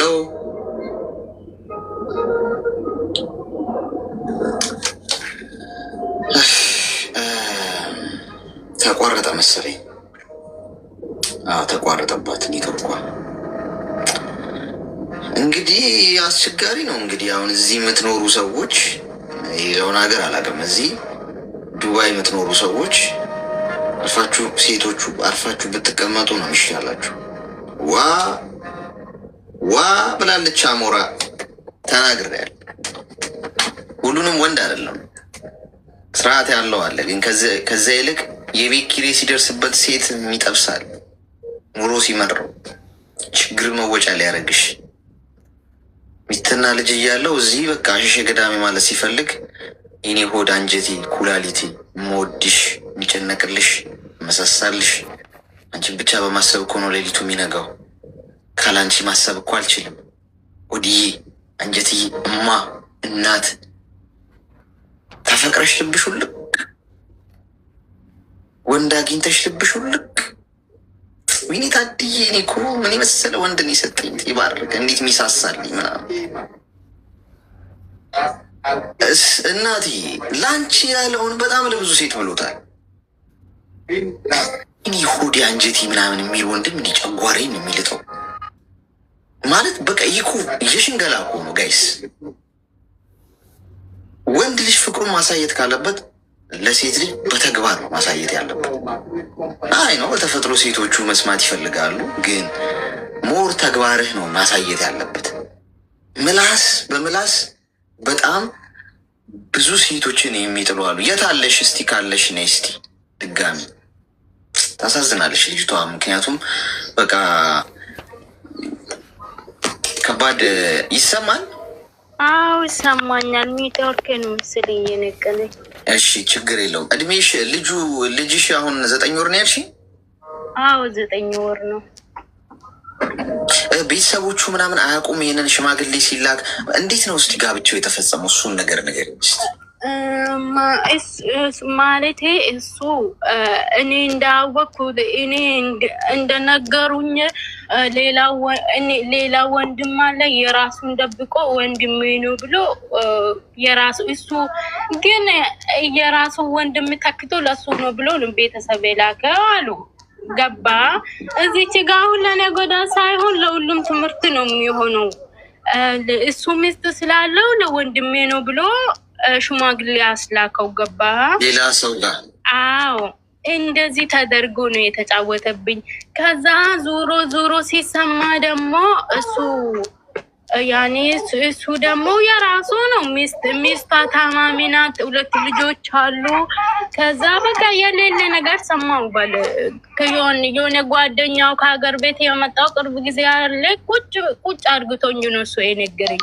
እንደው አንቺ ምን አይነት ሞኝ ነሽ? እሱ እኮ ሚስትና ልጆች ሁሉንም አሳየኝ። እሱ ሰፈር ስለሆነ ማለት ነው። እሱ ሲመጣ ነው የሰማሁት። እሺ አይዞሽ። አሁን ስራ ትሰሪያለሽ? አሁን አዎ ስራ እሰራለሁኝ። የሳምንቱን ሂጄ ልጁን መልሼ እመጣለሁ ብዬ አስቤያለሁ። አገር ቤት አስቀምጬ ማለት ነው። ወረቀት። አሁን ከሱ ጋር ተለያይታችኋል ወይስ አብራችሁ ናችሁ? አንድ ኧረ እኔ ጠፋሁ። አይኑ ማየቱን ቀን አልፈልግም። ሄጃለሁኝ እኔ ጓደኞቼ ጋር ነው ያለሁት። እሺ ሚዩት አድርጊና አዳምጪኝ እስኪ። የሚጠቅምሽን ነገር ልንገርሽ። ያው ተሸውዳለች። አሁን በቃ ፖይንቱ እሱ አጭበርብሯታል። ኢቨን ቤተሰቡ ጋር አይደለም ሽማግሌ ተላከው። ከገባችሁ ሽማግሌ ብሎ እኮ የጓደኛው ጋር ምናምን ያስላከው ቤተሰብ ነው ብሎ ሽማግሌ ምናምን ተላከ ተባለ ማለት የእሷ ምንድነው የእሱ ሽማግሌዎች ያው የእሱ ቤተሰቦች አያውቁም ነው። ኤኒዌይስ በቃ በዚህም በዛ ብለው ጓደኞቹ ምናምን ተሰባስበው ምናምን አውርተው በቃ ችግር የለውም እኔ ያለው ምናምን ተባብለው ጓደኞቹ ምናምን ጀማዎቹ ቆዳዋን ገፈፉላት ማለት ነው። ዋሿት።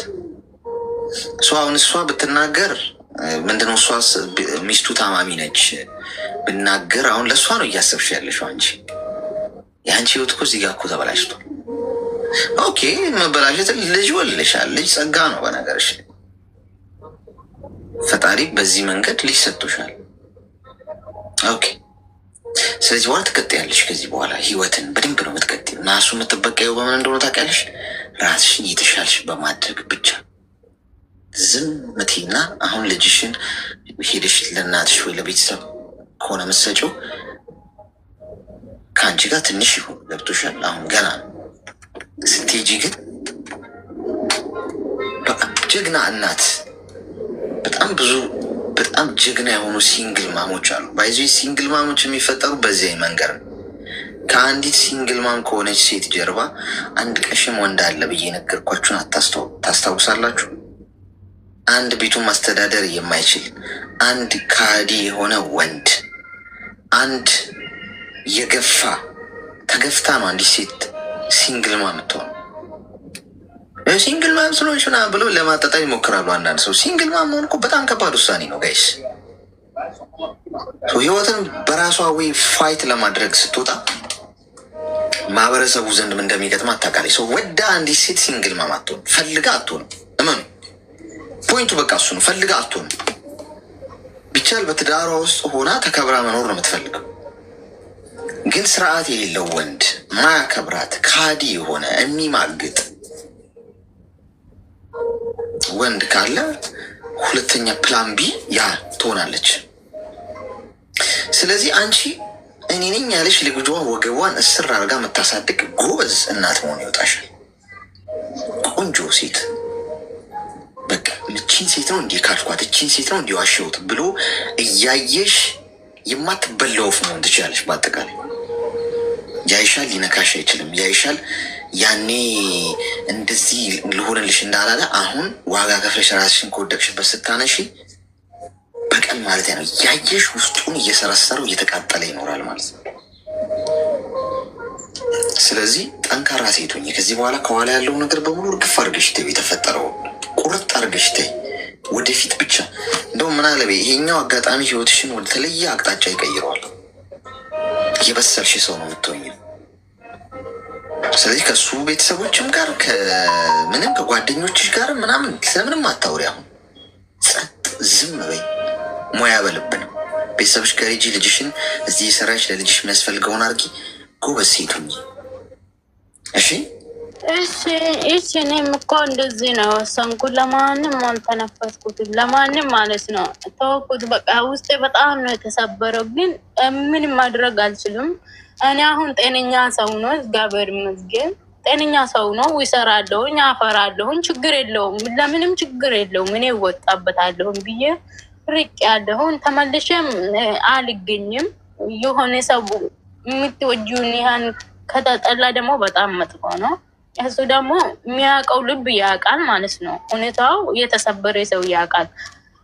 እኔ ደግሞ በቃ ምንም አልፈልግም። ገባ ቢከስም ምንም ቢያደርግም መራት ነው፣ እወጣበታለሁ። ግን እሱን አልፈልግም። ለልጆቹና ለሚስቱ እንዲኖር እመኛለሁኝ። እኔ በራሴ ለልጄ ሲል ሁሉን ዋጋ እከፍላለሁኝ። ዛሬም ሳይሆን ነገም ደግሜ እከፍላለሁ ብዬ ወስኛለሁ ራሴ ላይ። ለማንም አልተነፈስኩትም። ይስተካከላል። እሺ አይዞሽ እሺ፣ ያልፋል። አሁን በርቺ፣ እኔም እንደዚህ ብዬ ነው አስቡ። በርቺ እሺ፣ አይዞሽ።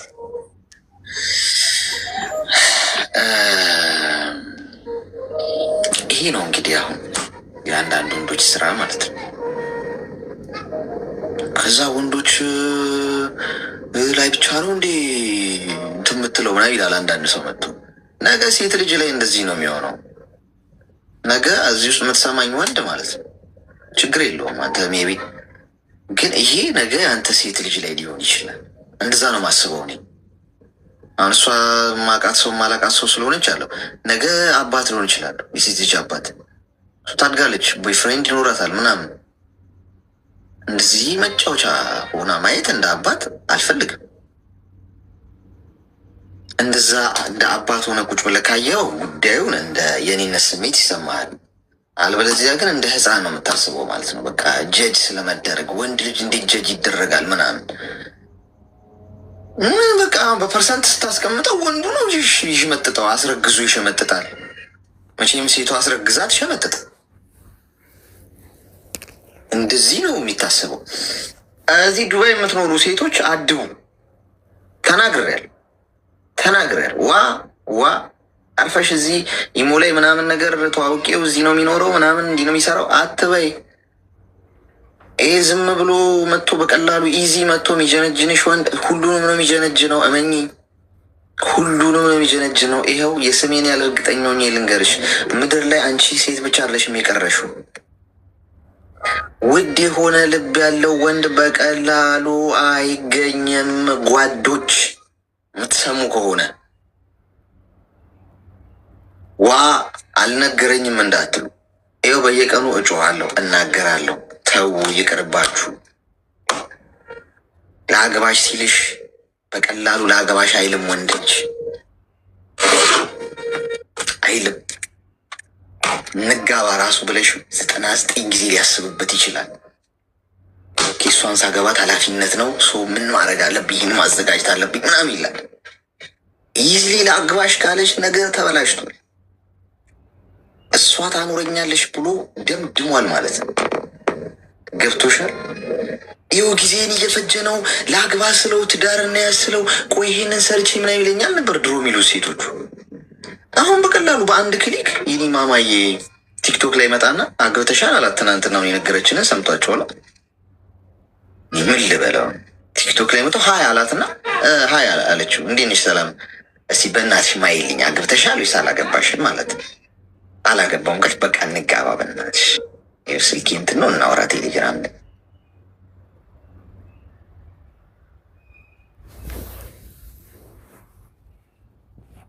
በቲክቶክ አማካኝነት ጌታዬ ባላከልኝ በይ ስገቢ እሳተ ነበልባል ይጎርስሻል አለ። ይህንን ካቲካላ ማድረግ ነበር። እንደዛ እየጠጣው ነው ጭንቅላቴ ዞሮ ካልሆነ ምንም የምንሰማው ነገር ጭንቅላት የሚያዞር ነው። ለማንኛውም ጓዶች ብዙ ጠላ